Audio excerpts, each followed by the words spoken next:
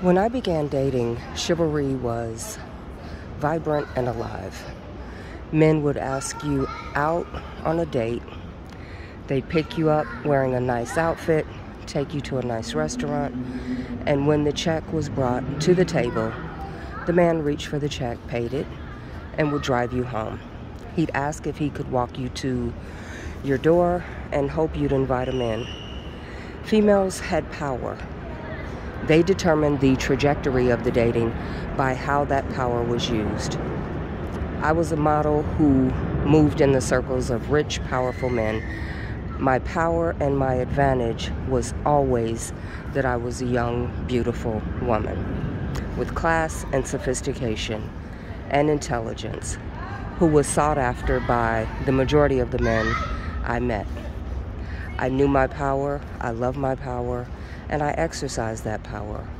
I loved being around rich, powerful men. I loved being spoiled by rich, powerful men. I loved the role of males in our society, and I loved the role of females. Once I went out to dinner with a friend of mine for his birthdays, and we had a table full of people. At the end of the dinner, I approached the waiter. I picked up the check for the entire table, and he didn't know who paid the check. He asked. All the guys said it wasn't them, so he was bothered by that. When we were alone, I told him that I had picked up the check as a birthday present for him. To my surprise, he was not happy about that. He was a proud alpha male, and he didn't believe in females paying for anything. A man meant manage. You pick up the check. You pay for women. So he said to me in a stern voice, "Don't ever pick up a check when you're out with me, and I don't even want you to bring your wallet. When you're with me, I'm the man, I pay." The men that I knew and the men that I surrounded myself with were strong alpha males.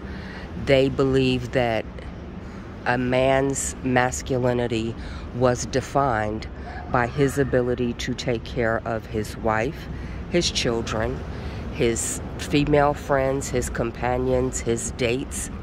No man that I had ever dated, no man that I had ever met, would ever dream of allowing a female to pick up a check.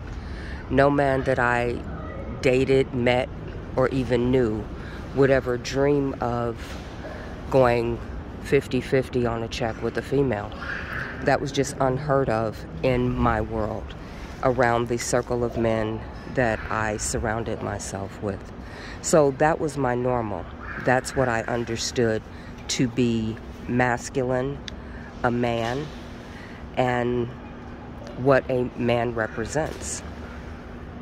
A sign of manhood is to take care of your wife, your family, and make sure that everyone is provided for. There's pride in that. There's male bravado, machismo, chivalry in knowing that a man can provide for what's his, whether that's his lady, someone he's dating, his wife, his children, his mother, his family. It strengthens men. My father took care of his wife and children. My grandfather took care of his wife and children. That was the epitome of a man in my life experience. Someone who took pride in self-respect, self-worth, and all of that came from being the head of your household. And the head takes care of everyone. In the early 90s, music shifted from R&B to the rap hip-hop lyrics. It shifted from romance and love to transactional sex. This seismic shift disrupted the power structure that females had. Videos depicted threesomes, casual sex, sex in exchange for materialism. As the hip-hop and rap era grew, so did this mindset. Bitches, hoes were commonplace when referring to females, and they replaced woman, queen and elegance. Fucking replaced making love. There was no dating. There was just hooking up. And disposable sex, used in the false sense of empowerment, became the norm.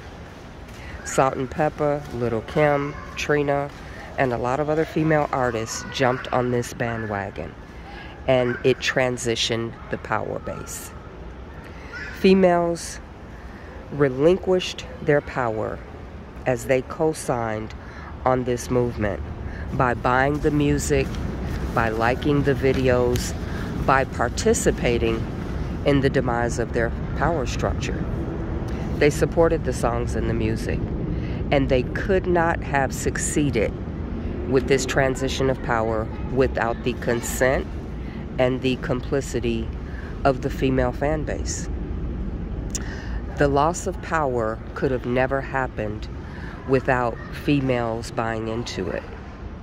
Females have the buying power, and none of this could have succeeded without females watching the videos, buying the music, going to the concerts, and supporting the artists that depicted them in a lesser manner than previously known. Toxic femininity resulted from females allowing themselves to be devalued in songs and videos, and ultimately in relationships. Toxic femininity is the anger females have toward men because they didn't hold on to the power when they had it. Toxic femininity is the anger females have toward men because they were complicit in their own demise. They relinquished power so easily they didn't realize it even happened until it was too late. It was a bloodless cut. Now these same females label all men with toxic masculinity labels to compensate for the toxic femininity being asleep at the wheel. I warned females in the early 90s that this would happen. I saw the seismic shift coming. I read the signs, and I warned women. I sounded the alarm, but females didn't listen. They said, I like the music, I like the songs, I like the videos, and I can like what I like. Okay. They refused to listen. So now they're being mind-fucked by the lyrics and the videos that they refused to take control of when there was an opportunity to do that. Mistaking this for empowerment. They felt, I can have sex the way men do. I can use men casually the way they use me. They didn't realize that was going to shift the entire power structure of relationships. Toxic femininity wants to blame all the issues and all the ills that are going on men. And they label that toxic masculinity for its failure to carpe diem, seize the moment, and hold on to the power it had. Real toxic femininity, real loss of power resulted from women not understanding their power, not grasping their power, not seizing the moment when it was ripe, and not stopping this shift from happening. It's been 20 years, and that ship has sailed. 20 years, 30 years of entrenched mind control, mind shifting, belief shifting has caused men to not see females in the same light, not see relationships in the same light, and not view relationships the same. Women are angry, they're mad, and they don't know how to shift the power back in their favor. But we are going to have some conversation on that. So stay tuned.